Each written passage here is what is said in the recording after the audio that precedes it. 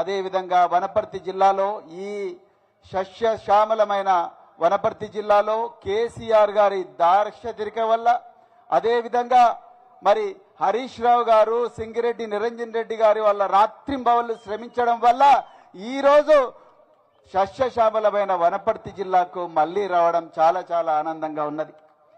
అదేవిధంగా మీ అందరికీ పేరు పేరున హృదయపూర్వక ధన్యవాదాలు తెలుపుతున్నా. ఎందుకంటే 2024లో కేసీఆర్ గారి ఆశీర్వాదంతోనే నేను పార్లమెంటు ఎన్నికల్లో బీఆర్ఎస్ పార్టీ తరఫున పోటీ చేసినప్పుడు రాత్రింబవళ్లు మీరందరూ శ్రమించి మరి గెలుపు కోసం కృషి చేశారు. దురదృష్టవశాత్తు ఓడిపోయాము, పర్వాలేదు, కానీ నైతికంగా మనమందరం కూడా గెలిచినట్టే. మిత్రులారా, నేను రైతు కుటుంబం నుంచి రాలేదు, కానీ మా అమ్మ నాన్న ఇదే అచ్చంపేటలో అమరాబాద్లో ఉపాధ్యాయులుగా పనిచేసిండ్రు. నేను 26 సంవత్సరాలు పోలీస్ అధికారిగా పనిచేసిన ఒక్క 2-3 విషయాలు మాత్రం మీకు చెప్పాల్సిన అవసరం ఉందని అనుకుంటున్నా. మిత్రులారా, ఈరోజు ఈ రాష్ట్రం ప్రజల ప్రయోజనాలను గుండెలో పెట్టుకునే రాజకీయ నాయకుల చేతిలో లేదు. ఈరోజు పోరాడి తెచ్చుకున్న ఈ తెలంగాణ, కేసీఆర్ గారి నాయకత్వంలో పోరాడి తెచ్చుకున్న తెలంగాణ మాఫియా చేతుల్లోకి పోయింది. అవునా కాదా? మాఫియా నేరస్తుల చేతిలోకి పోయింది. దయచేసి జాగ్రత్తగా వినండి. అక్టోబర్ 23, 2023 సాయంత్రం 6:30 రవికాంత్ అనే ఒక అసిస్టెంట్ ఇంజనీర్ పోయి మహదేవ్పూర్ పోలీస్ స్టేషన్లో ఒక కంప్లైంట్ ఇస్తాడు. ఆ కంప్లైంట్లో ఆయన ఏం రాస్తాడయ్యా అంటే, నేను మేడిగడ్డ బ్యారేజీ దగ్గర కాళేశ్వరం ప్రాజెక్టులో 3,000 కోట్ల రూపాయలతోని కేసీఆర్ గారి కలలను నిజం చేయాలని అక్కడే పడుకొని ఆరోగ్యం చెడిపోతున్నా, ఎన్నో ఇబ్బందులైనా కూడా ఆ ఇసుకలో పడుకొని ఆ ప్రాజెక్టును రాత్రింబవళ్లు నిర్మించిన హరీష్ రావు గారు ఇక్కడే ఉన్నారు. అలాంటి ఒక గొప్ప ప్రాజెక్టును, ప్రపంచంలో గొప్ప రికార్డు సృష్టించిన ఆ ప్రాజెక్టును సాయంత్రం 6:30 రవికాంత్ అనే ఇంజనీరు మహదేవ్పూర్ పోలీస్ స్టేషన్లో ఏం కంప్లైంట్ ఇస్తాడు, నేను డ్యూటీ చేసుకుంటుండగా పెద్ద ఎత్తున బాంబుల శబ్దాలు వినిపించినాయి. నేను పిల్లర్ నెంబర్ 20కి పోయి చూడగా పిల్లర్ నెంబర్ 19, 20, 21 కూలిపోయి ఉన్నాయి, వంగిపోయి ఉన్నాయి అని చెప్పారు. జాగ్రత్తగా వినాలి మిత్రులారా,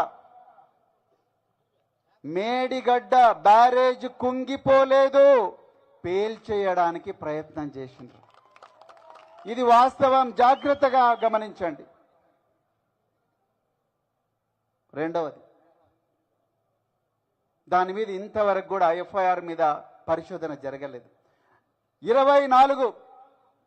2024 జనవరిలో పెద్దపల్లి జిల్లాలో హుసేన్ మియా వాగు మీద 23 కోట్లతో కట్టిన చెక్ డ్యాంను 8 జిలటిన్ స్టిక్స్, 12 డిటనేటర్లతోని ఒక కాంగ్రెస్ జెడ్పీటీసీ పోయి పేల్చే ప్రయత్నం చేస్తాడు.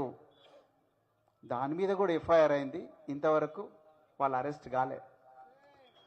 నవంబర్ 21, 2025 అంటే పోయిన సంవత్సరంలోనే నవంబర్ 21, 2025 మానేరు నది మీద 24 కోట్లతో కట్టిన చెక్ డ్యాం రాత్రి కొంతమంది దుండగలు బాంబులు పెట్టి పేల్చేసిండ్రు.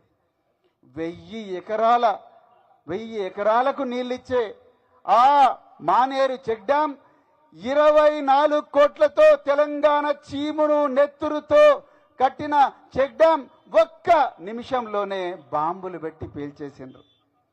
అక్కడ కూడా కంప్లైంట్ ఇచ్చింది అసిస్టెంట్ ఇంజనీరే. ఆయన బాజాప్తా చెప్తున్నాడు, ఇది బాంబులు పెట్టి కొంతమంది దుండగులు పేల్చేసిండ్రు అని. అక్కడున్న చుట్టుపక్కల గ్రామాల ప్రజలందరికీ తెలుసు, ఇది ఇసుక దందా చేయడం కోసమే కాంగ్రెస్ నాయకులు పేల్చేసిండ్రని తెలుసు.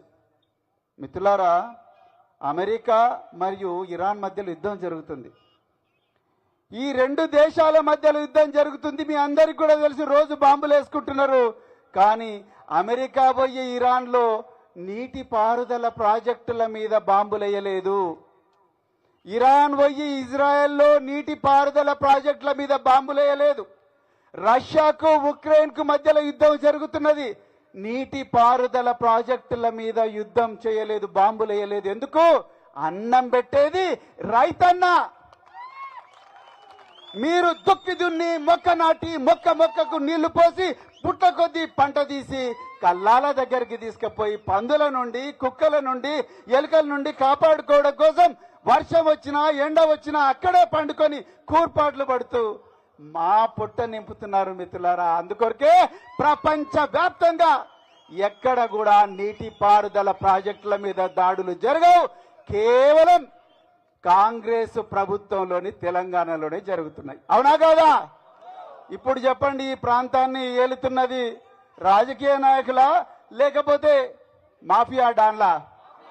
గట్టిగా చెప్పండి మిత్రులారా. పోయిన వారం గౌరవ హరీష్ రావు గారు వారు ఇక్కడే ఉన్నారు. వీరోచిత పోరాటం చేస్తున్నాడు ఈ ల్యాండ్ మాఫియా మీద.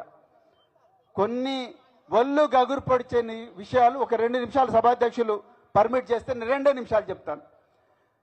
మిత్రులారా, రేవంత్ రెడ్డి గారు ముఖ్యమంత్రి అయిన వెంటనే ఆయన మొట్టమొదటి చేసిన పని లగచెర్లలో 400 ఎకరాలు రైతుల దగ్గర నుంచి గుంజుకోవడం. దాని తర్వాత పక్కనే రేగడి దోసాడలో 400 ఎకరాలు గుంజుకోవడం. మూసీ సుందరీకరణ పేరుతో పచ్చని హైదరాబాద్ లో 3200 ఎకరాల్లో నివసిస్తున్న 1200 కుటుంబాలను భస్మీపటలం చేసి 3200 ఎకరాలను గుంజుకోవడం. ఒకసారి ఆలోచించండి భూముల కబ్జా ఎట్లా జరుగుతున్నదో. అదే విధంగా హిల్ట్ కింద హైదరాబాద్ నగరంలో ఉన్న 9292 విలువైన ఎకరాలు, 5 లక్షల కోట్ల రూపాయల విలువైన ఎకరాల భూములను గుంజుకోవడానికి ప్లాన్ వేస్తుంది ప్రభుత్వం. ఆ విధంగా 45,000 ఎకరాలను ఇప్పటికే ఈ దొంగలు కన్నేసిండ్రు మిత్రులారా. ఒక్కసారి ఆలోచించండి, డబ్బులను ఎవరివి? మనవి కాదా? గట్టిగా చెప్పండి, మనవే. ఒక్కసారి ఆలోచించండి. ఈరోజు మరి ఇదే గొల్లపల్లి చిర్లకపల్లిలో 1300 కోట్లతోని తూడి మేఘారెడ్డి గారు, ఇక్కడ మేము మళ్ళా పక్కనే రిజర్వాయర్ ఉంది, మళ్ళీ రిజర్వ్ పక్కనే మళ్ళీ ఒక రిజర్వాయర్ కడుతున్నారు. నిజంగా ఆయన నీళ్ళ కోసం కడుతున్నాడా మీరు అనుకుంటున్నారా? 1300 కోట్లు అప్పనంబ జేబులు వేసుకోవాలని కడుతున్నాడు. అవునా కదా?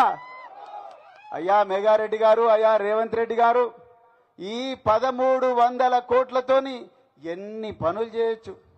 ఈ 1300 కోట్లతోని 60,000 మంది రైతులకు ఒక్కొక్కరికి 2 లక్షల రూపాయలు ఇవ్వచ్చు. డైరెక్ట్ గా వాళ్ళ జీవితాలు బాగుపడతాయి. అవునా కాదా? ఈ 1300 కోట్లతోని 100 ఫ్యాక్టరీలు పెట్టి ఒక్కొక్క ఫ్యాక్టరీలో 200 మందిని ఎంప్లాయ్ చేయవచ్చు. ఇదే 1300 కోట్లతోని.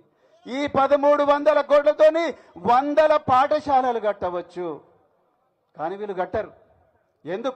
ఎందుకంటే వీళ్ళు రైతు వ్యతిరేక ప్రభుత్వం. వీళ్ళకి కావాల్సిందంతా వాళ్ళ జోబులు నిండాలి. ఇవాళ మన దురదృష్టం ఏందయ్యా అంటే, ఒక్కసారి ఆలోచించండి, ఈ తెలంగాణలో ప్రతి వారం ఒక బిడ్డ ప్రభుత్వ పాఠశాలల్లో చచ్చిపోతున్నది. ప్రతి వారం ఒక ఆటో డ్రైవర్ ఆత్మహత్య చేసుకుంటున్నాడు. ప్రతి వారం 6 మంది రైతులు ఆత్మహత్య చేసుకుంటున్నారు. ప్రతి వారం 17 పాఠశాలలు మూతపడతా ఉన్నాయి. 17 పాఠశాలలు మూతపడతా ఉన్నాయి. కానీ ప్రతిరోజు కాంగ్రెస్ పాలకులు 25 కోట్ల రూపాయలు వాళ్ళ జేబులలో వేసుకుంటా ఉన్నారు. వీళ్ళు దొంగలు కాదానండి? చెప్పండి, ఇప్పుడు చెప్పండి. వీళ్ళు దొంగలు కాదా? వీళ్ళు మాఫియా డాన్లు కాదా? పొంగులేటి శ్రీనివాసరెడ్డి 373 ఎకరాల విలువైన భూమిని నాదర్గుల్లో ఆక్రమిస్తా ఉన్నాడు ముసుగు కంపెనీలతోని. ఇట్లా ఎన్నో దందాలు చేస్తున్నారు మిత్రులారా. దయచేసి ఈ కాంగ్రెస్ పాలకుల వాళ్ళ శ్రద్ధ అంతా కూడా డబ్బులు ఏ విధంగా సంపాదించాలన్న దాని మీదనే ఉంది తప్ప ఇంకొక దాని మీద కాదు. మనందరి జీవితాలు ఎంత నాశనమైనా పర్వాలేదు, కానీ వాళ్ళ జోబులు నిండాలి, వాళ్ళ ఖజానా నిండాలి, వాళ్ళ దగ్గరికి లక్షల కోట్లు రావాలనే ఆలోచన ఉంది. అందుకొరకే ఈ రోజు తెలంగాణలో కోదాడ నుంచి కొడంగల్ దాకా, ఆసిఫాబాద్ నుంచి అలంపూర్ దాకా ప్రతి చోట కూడా మళ్ళీ కేసీఆర్ గారు ముఖ్యమంత్రి కావాలనే ప్రజలందరూ కూడా వేయి దేవుళ్ళకు మొక్కుంటా ఉన్నారు. అందుకొరకే దయచేసి ఈ పోరాటం ప్రతి గ్రామం కూడా పాకాలి, ప్రతి చోటకు కూడా పోవాలి, ప్రతి చెట్టుకు పోవాలి, ప్రతి పుట్టకు పోవాలి, ప్రతి చెరువుకు పోవాలి. ఈ విధమైన స్ఫూర్తి మీరందరూ మా అందరికి ఇచ్చినందుకు, తెలంగాణ ప్రజలందరికి ఇచ్చినందుకు మీకు హృదయపూర్వక ధన్యవాదాలు చెప్తూ జై తెలంగాణ.